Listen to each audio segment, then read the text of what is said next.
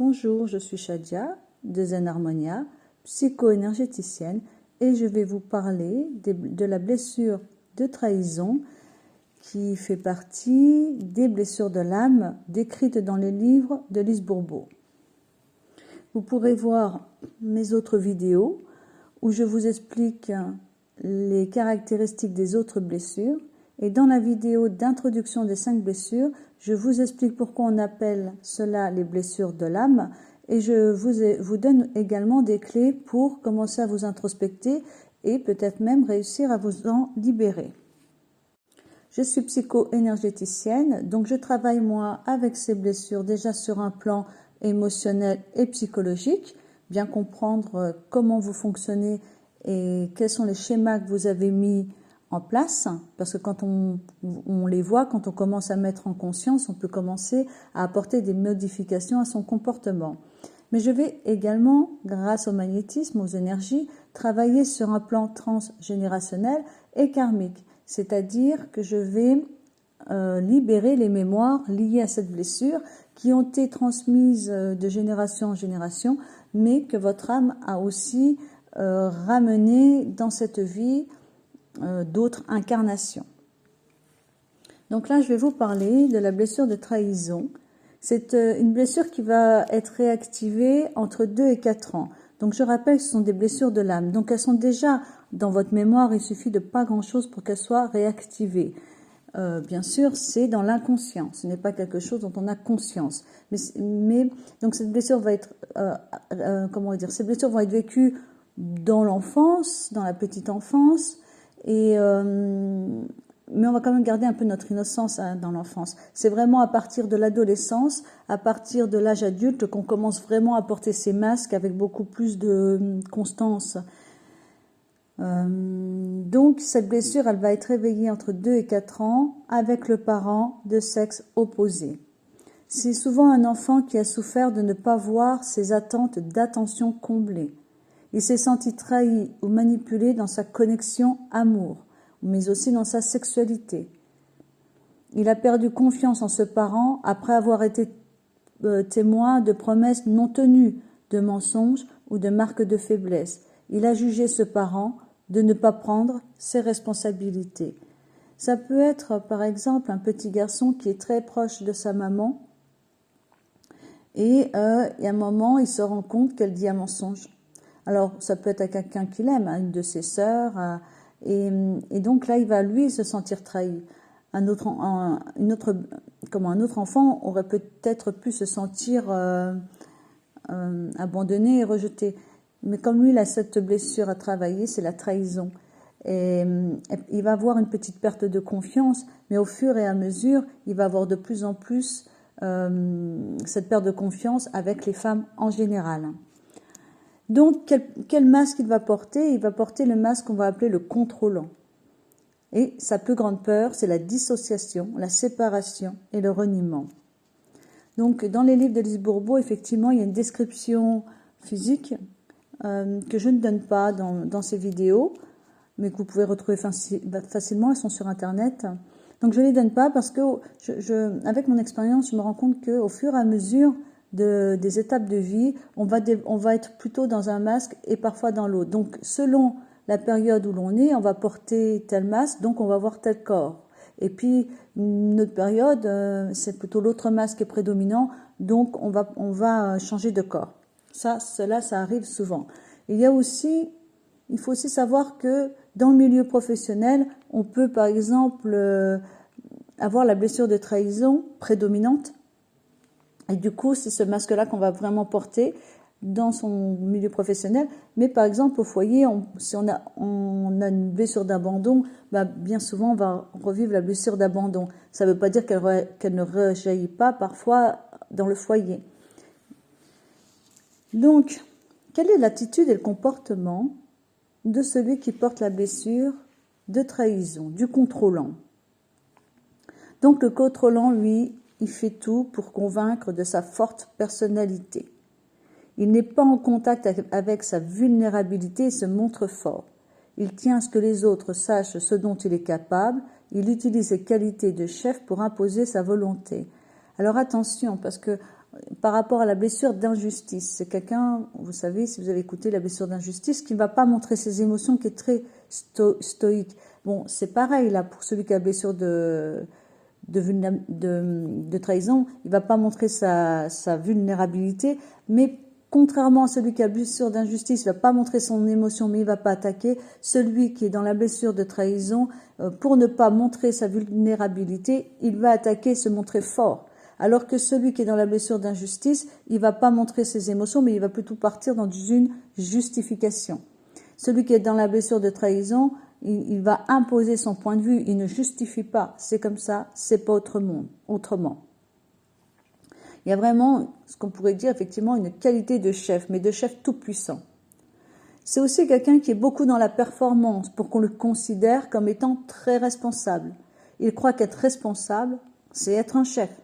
En réalité, il est irresponsable car il accuse les autres et leur fait porter le blâme. Il trouve facilement des moyens pour ne pas être accusé. C'est quelqu'un qui doit se montrer infaillible. Alors c'est bien, on revient bien, ce n'est pas un jugement.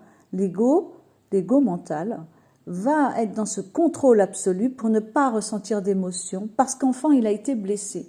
Donc c'est vraiment pour se protéger des blessures, des souffrances qu'il va se montrer aussi dur. Et ça va être compliqué pour le contrôlant parce que il va falloir qu'il lâche, qu'il arrête de contrôler et qu'il accepte qu'il puisse être vulnérable.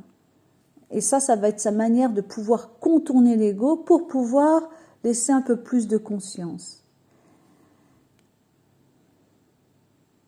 Donc je disais qu'il était irresponsable car il accuse les autres et leur fait porter le blâme. Pour ça, il peut être très fort.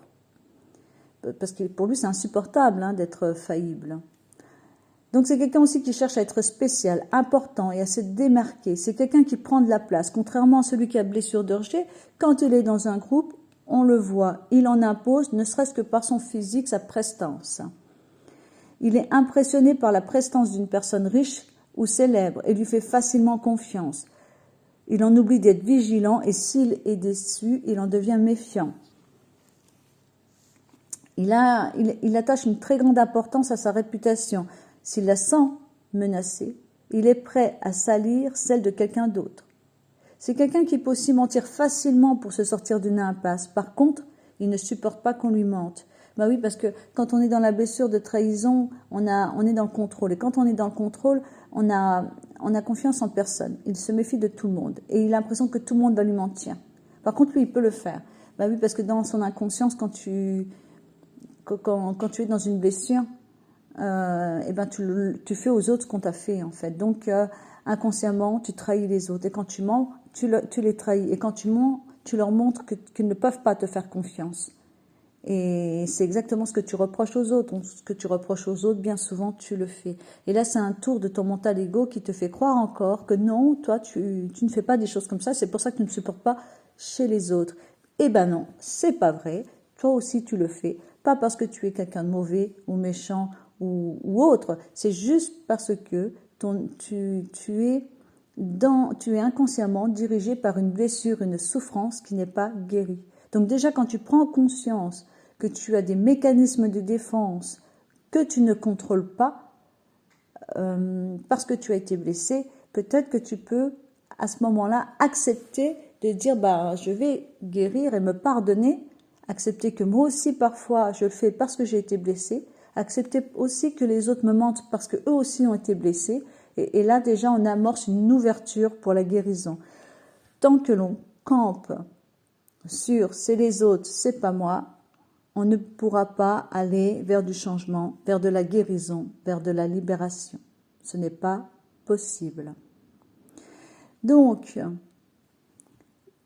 je disais qu'il a beaucoup d'attentes et d'exigences envers les autres. S'il délègue, il exige que ce soit fait à sa façon et à son rythme pour se montrer supérieur et important. C'est vraiment quelqu'un qui à vivre n'est pas facile parce qu'il est tellement lui-même d'ailleurs exigeant avec lui qu'avec les autres, il ne leur passe rien.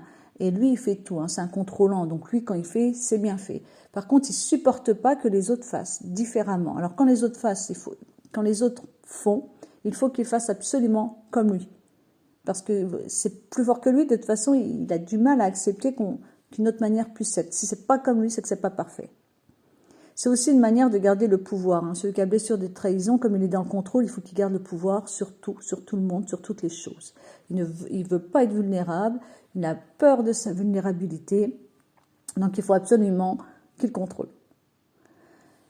Avec quelqu'un qui a blessure de contrôlant, on peut vraiment se sentir inférieur. Donc je vous mets par exemple quelqu'un qui a la blessure de trahison avec quelqu'un qui a la blessure de rejet. Celui qui a la blessure de rejet va devoir lutter pour se sentir important, pour se sentir pas infantilisé, pour garder son estime et sa confiance, alors que celui qui a la blessure de trahison, il va tout faire pour le manger.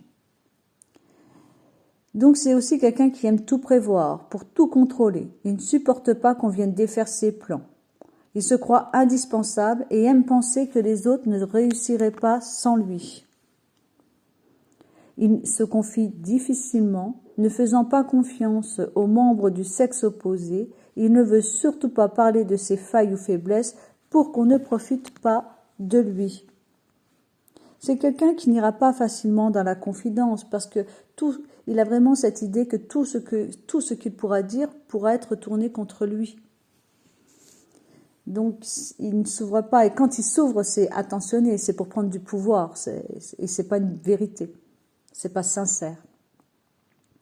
C'est un excellent manipulateur pour contrôler son partenaire. Il ne veut pas admettre qu'il est à la recherche de preuves d'amour. Tous les moyens sont bons. C'est quelqu'un qui va bouder, qui va faire du chantage, qui va pleurer de rage, qui va séduire, crier, menacer, se plaindre. Il peut même utiliser la violence. Alors, le portrait de celui qui est contrôlant, qui porte la blessure de trahison, il est violent à entendre, on peut dire, mais il faut savoir que tout est dans une moindre mesure. Ça veut dire qu'effectivement, celui qui est très dans ce contrôle, il va avoir toutes ces déformations, on va dire, exacerbées, alors que c'est plutôt rare, on est plutôt modéré plus, modéré moins, mais on n'est pas obligé d'être tout le temps dans ces extrémités. Mais on peut le devenir si on est en grande souffrance. Si on sent, de façon c'est simple, si l'ego se sent menacé, s'il sent qu'il peut y avoir une faille, il va s'activer d'autant plus. Mais au final, quand on regarde, celui qui est le plus en souffrance, effectivement, c'est celui qui reçoit les injonctions du contrôlant, mais au final, celui qui est aussi très en souffrance, c'est celui qui va les sortir. La violence qu'il a en lui, on le sort à l'extérieur. Donc, c'est aussi quelqu'un qui comprend et agit rapidement, mais la plupart du temps, c'est après avoir sauté trop vite aux conclusions. Il est intolérant et impatient avec ceux qui sont plus lents que lui. Il n'hésite pas à montrer sa colère. Oui, parce que lui, il est très rapide. C'est pof, pof, pof, on y va. Après, il réfléchit peut-être, mais c'est un peu tard. Donc, les gens qui tergiversent, vous voyez, quelqu'un qui est dans la blessure d'abandon, qui a du mal à prendre des décisions, qui met du temps, et ça va être compliqué pour lui, donc il va forcément le secouer. C'est intolérable. Donc, c'est aussi quelqu'un, il est sûr d'avoir raison. Donc, il tente tout le temps d'imposer son point de vue aux autres et il aime avoir le dernier mot. Il est rancunier et peut mettre fin à une relation sans préavis et ensuite refuser tout contact pendant longtemps. Contrairement à celui qui a la blessure d'abandon, qui a du mal à abandonner quelqu'un, lui c'est noir ou blanc. Du jour au lendemain, cette personne, elle peut vous quitter et ne plus donner de nouvelles. Donc, il va vous trahir quelque part, comme lui a peur de cette blessure. Donc, mieux vaut qu'il vous trahisse plutôt que ce soit lui qui soit trahi. Donc, s'il sent une faille, s'il sent que vous n'êtes pas tout à fait de confiance, et même si c'est pas vrai, c'est lui qui le ressent comme ça veut pas dire que c'est vrai, il va vraiment passer d'un extrême à l'autre. Donc, c'est quelqu'un qui va se montrer indépendant pour ne pas toucher à sa peur de la séparation, mais donc d'abandon aussi. Parce que si on l'abandonne, on le trahit. Mais lui, il va pas le vivre avec le sentiment d'abandon, il va le vivre avec le sentiment de trahison. C'est-à-dire que celui qu'on abandonne, il va vraiment pleurer, avoir extrêmement mal au cœur, se sentir, vous savez, comme un chien qu'on abandonne au bord de la route, alors que celui qui a blessure de trahison, il va plutôt le vivre avec de la colère, de la rancune. C'est plus violent dans ses émotions, on va dire. Il y en a un qui va pleurer et puis il y en a un qui va invectiver. Donc, il critique les gens qui sont dépendants. Ça, il ne supporte pas. Ce sont des gens qui utilisent souvent les mots « je suis capable »,« fais-moi confiance »,« je ne lui fais pas confiance »,« je le savais, j'avais raison, as-tu compris? Écoute-moi, associé, dissocié, séparé, quitté, c'est vrai, franchement. Donc, derrière toute blessure, on n'oublie pas qu'il y a toujours la peur, et bien souvent la peur de ne pas être aimé. C'est l'enfant qui a ressenti ça très tôt, quand il s'est senti trahi, il s'est senti non aimé, pas assez important, pas assez bien pour être aimé. Du coup, il a développé petit à petit des comportements pour se faire aimer. Donc, quelles sont les croyances de celui qui porte la blessure de trahison, de celui qui veut absolument tout contrôler? Donc lui, ses croyances, ses pensées, ça va être plutôt « je dois être spécial et important pour être aimé ». Je dois me montrer fort et responsable pour qu'on me fasse confiance. Si je fais moi-même, ce sera plus rapide. On ne peut pas faire confiance au sexe opposé. Je ne peux pas tout révéler à n'importe qui. Ceux qui ne réussissent pas, c'est qu'ils ne veulent pas. Ma réputation face aux autres est très importante. Une fois qu'on m'a menti, je ne dois plus faire confiance. On doit se méfier de ceux qui posent trop de questions. Mon nom de famille ne me convient pas. On a vu que pour la blessure de rejet, c'est le prénom qui ne convient pas. Pour la blessure de trahison, c'est le nom de famille. Ces sentiments qui reviennent, ces émotions, ces sentiments et ces peurs qui reviennent souvent à celui qui est contrôlant, il se sent méfiant avec les personnes de l'autre sexe. Il se sent fréquemment surchargé. Il sent qu'il perd son temps quand cela ne va pas assez vite. Il vit de la colère lorsque quelqu'un essaye de le manipuler ou lui ment. Il se sent supérieur à bien des gens. Il a peur de perdre le contrôle d'une situation ou d'une personne. Il a peur de se faire avoir, se faire manipuler, mentir, séduire. Il a peur d'être pris par surprise. Puisqu'il contrôle tout, il ne faut pas de plan C. Il a déjà prévu, lui, plan A, plan B, C, D, E. Et si demain vous lui présentez le plan C, ça ne va pas du tout, parce que lui, il avait déjà le A avant. Tout est prévu. Il a peur de perdre sa réputation. Il a peur de se montrer vulnérable, faible, impuissant. Il a peur de se confier, de dévoiler son intimité. Donc la réaction, quand la blessure elle est activée, le contrôlant, il tente de convaincre les autres de son point de vue. Il ne lâchera pas l'affaire. De toute façon, il a raison. Il n'y a qu'un point de vue, c'est le sien. Il est impatient quand cela ne va pas à son goût. Il intimide les gens avec son regard. Il remet aisément les gens à leur place. Il recherche la compagnie de gens riches, de gens renommés qui ont réussi dans la vie. Il change d'humeur rapidement, il s'énerve facilement et élève la voix. Il peut se mentir pour se sortir d'une impasse. Il est même porté parfois à exagérer pour montrer qu'il a raison ou pour faire bonne figure. Il utilise un ton autoritaire, il est intolérant avec les victimes. Donc, face à quelqu'un qui est dans la blessure de trahison, donc qui est contrôlant, effectivement, c'est quelqu'un qui va être très autoritaire. Donc, les gens qui ont plus peur de l'autorité, donc ceux qui sont dans la blessure de rejet, qui sont aussi dans la blessure d'abandon, ils vont vite s'effacer, fuir ou alors se faire tout petit dans cette situation. Et c'est pas bon parce que du coup, celui qui est dans l'autorité, il prend encore plus d'ascendant et de pouvoir. Et en plus, c'est fou parce que c'est un peu un cercle vicieux parce que lui, il supporte pas de voir en face quelqu'un qui s'écrase. Il a besoin de voir quelqu'un en face qui lui tiendrait tête. Mais du coup, plus l'autre en face, on va dire, s'écrase, plus ça va l'agacer. C'est un vrai cercle vicieux, en fait. Donc, c'est quelqu'un qui est très exigeant avec les gens de son entourage. Il veut que les choses soient faites à sa façon et à son rythme. Et c'est aussi quelqu'un qui peut être porté à bouder, à faire du chantage pour arriver à ses fins. Parce que quelqu'un qui boude, en fait, c'est un petit enfant qui va bouder en disant puisque tu n'es pas d'accord avec moi, puisque tu ne fais pas ce que tu veux que je fasse, eh ben je ne t'aime plus.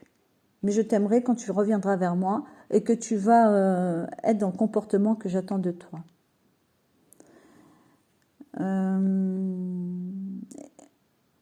Et il trouve toujours le moyen pour mettre le blâme sur quelqu'un d'autre. Donc comme il est contrôlant et qu'il sait exactement ce qu'il fallait faire au bon moment, il trouvera toujours il trouvera toujours une faille. Il est d'une mauvaise foi, c'est impressionnant. Alors, avec tout ça, je vais quand même pouvoir vous donner des clés. Alors, c'est vrai que quand on entend cette blessure de trahison, on se dit, mais dis donc, dis donc, dis donc, ça fait beaucoup. Mais je rappelle encore une fois que c'est toujours à moindre mesure qu'on peut très bien voir la blessure d'abandon en premier plan, en second plan la blessure d'injustice et en troisième plan la blessure de trahison. Quand on aura travaillé sur la blessure d'abandon puis d'injustice, ensuite se révélera plus fortement la blessure de trahison. Donc, mais elle va être amoindrie.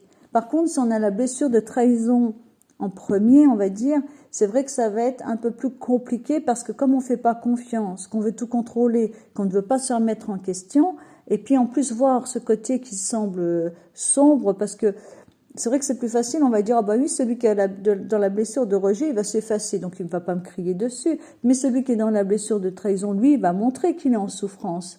Mais il n'y a pas un mieux que l'autre, et c'est bien, ça serait bien l'erreur de le penser, parce que tous les deux sont dans des fonctionnements égotiques. Ne pas exister, c'est quand même l'ego qui dit qu'on n'est pas important. Et puis prendre de la place et un peu trop exister entre guillemets, parce que c'est mal exister, c'est aussi l'ego. Donc c'est vraiment pareil quelque part. C'est pas plus, c'est pas moins. C'est ce que l'on doit vivre et transcender.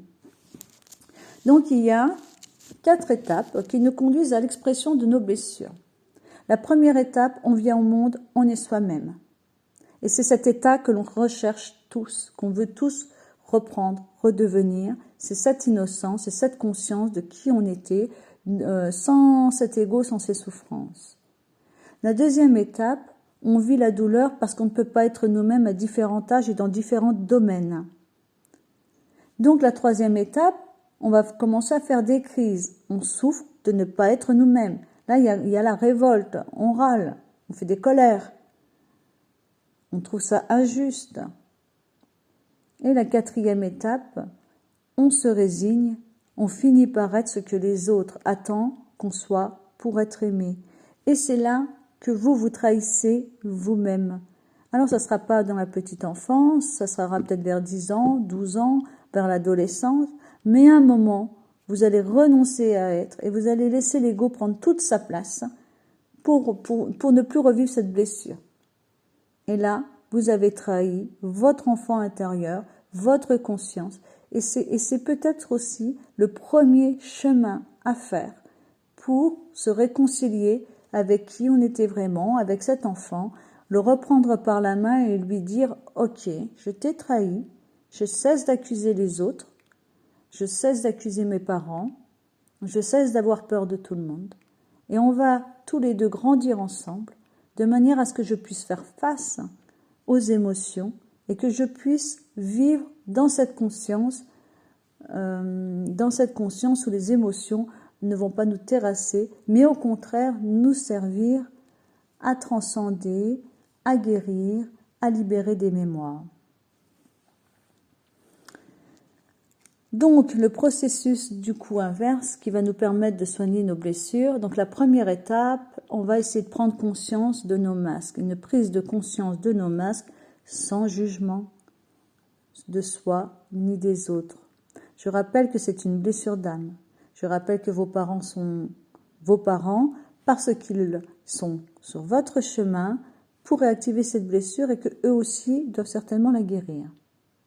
La deuxième étape, ça va être en fonction de notre ouverture d'esprit, notre plus ou moins grande résistance.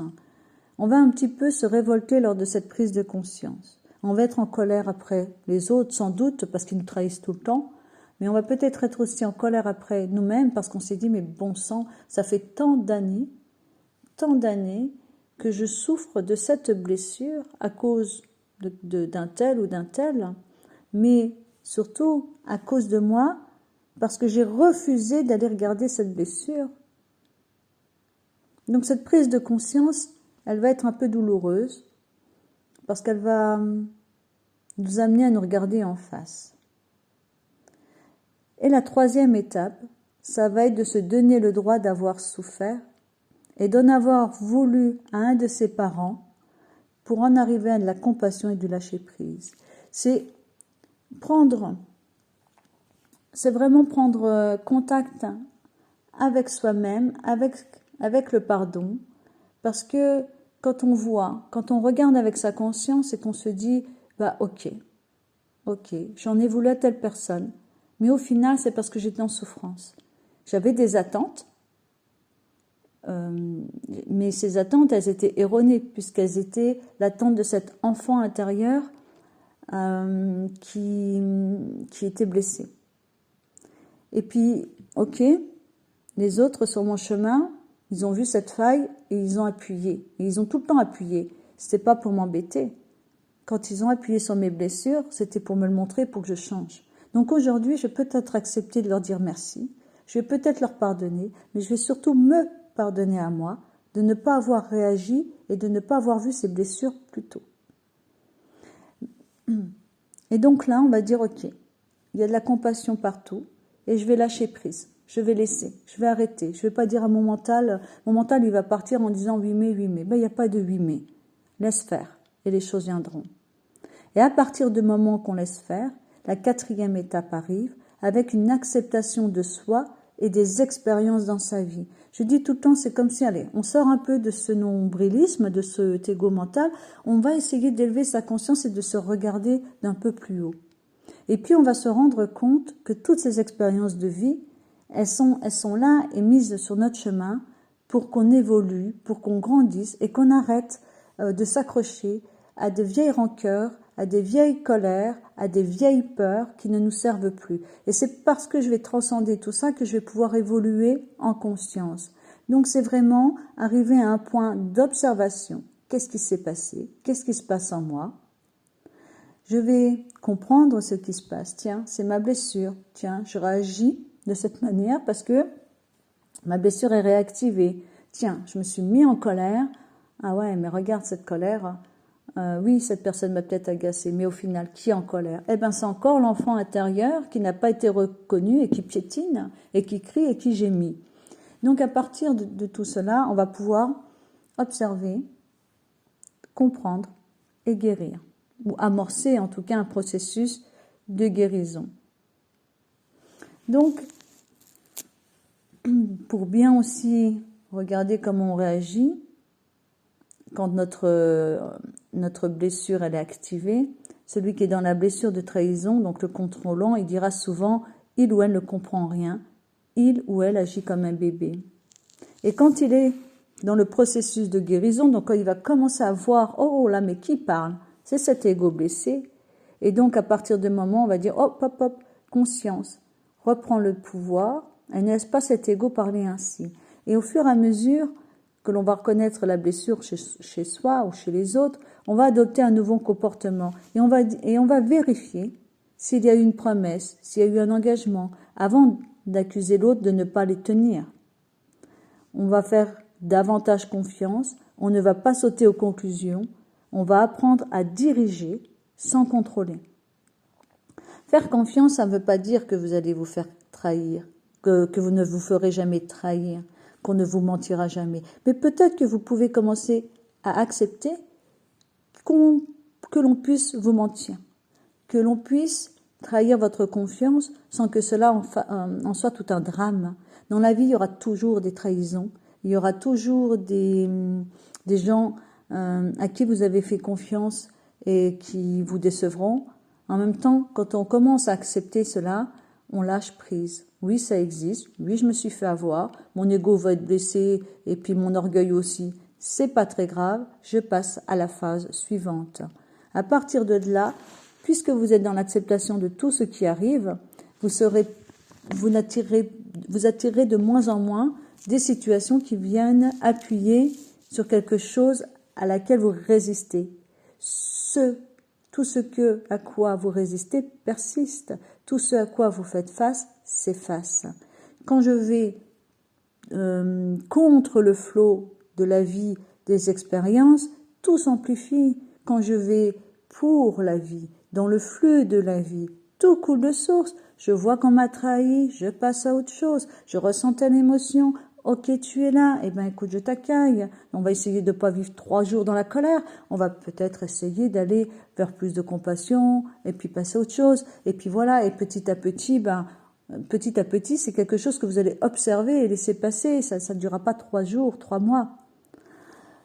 Alors, quand on est en voie de guérison, celui qui a la blessure de trahison, il va commencer à lâcher prise. Il va arrêter de chercher à être le centre d'attraction et qu'on soit toujours fier de lui. Même si les autres ne le reconnaissent pas, il va arrêter de chercher de la reconnaissance des autres. Il va déléguer sans dire comment faire. Et puis si c'est mal fait, il repassera peut-être derrière, mais il dira rien. Il se mettra pas en colère, pas grave, c'est pas la fin du monde. Et il va se raisonner. Et c'est là l'avantage, c'est quelle est la force cachée de celui qui a la blessure de trahison, quand elle est guérie, bien sûr. Eh bien, ça va être un chef. Il va être rassurant. Il va être protecteur parce qu'il en impose. Il va avoir du talent pour parler en public. Il va être sociable. Il va aider les autres à se valoriser pour gérer plusieurs choses à la fois. Il peut gérer lui plusieurs choses à la fois. Il prend des décisions rapidement. Quand on a transcendé la blessure de trahison, on est un chef bienveillant, protecteur, sur qui tout le monde peut compter, parce que justement, là, il va arrêter de trahir et il va arrêter de trahir, de mentir, puisque de toute façon, il va, comment on va dire, on va pouvoir lui faire confiance, ça va être sa base, c'est solide. On va lui faire confiance, il dira la vérité, tout sera ok. Donc cette blessure est un peu plus longue parce que c'est pas la plus facile, à mon sens, je trouve, quand elle est prédominante. Et donc je souhaite quand même à tout le monde d'aller regarder un petit peu ses failles, à regarder un petit peu à quel moment il peut souffler, lâcher la pression, se dire que je ne suis plus cet enfant qui sera blessé et que tout ça n'est pas bien grave au final parce qu'il n'y a qu'une chose qui compte, c'est la conscience en moi profond, qui je suis profond, et tout l'amour qui peut émaner de cette conscience supérieure, et d'abord pour soi, et d'abord pour vous, et ensuite pour tout ce qui vous entoure, et pourquoi pas pour la planète entière. Je vous souhaite une excellente guérison, un bon retour vers vous, et une grande conscience du cœur.